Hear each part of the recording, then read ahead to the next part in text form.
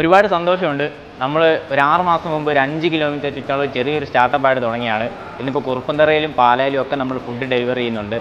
അപ്പോൾ thanks to hero നമ്മളൊരു EV വണ്ടി എടുത്തിരിക്കുകയാണ്, ഗ്യാസ് ഫുഡ്സ്. അപ്പം നമ്മളെ സപ്പോർട്ട് ചെയ്ത എല്ലാവർക്കും ഒരുപാട് താങ്ക് യു സോ മച്ച്.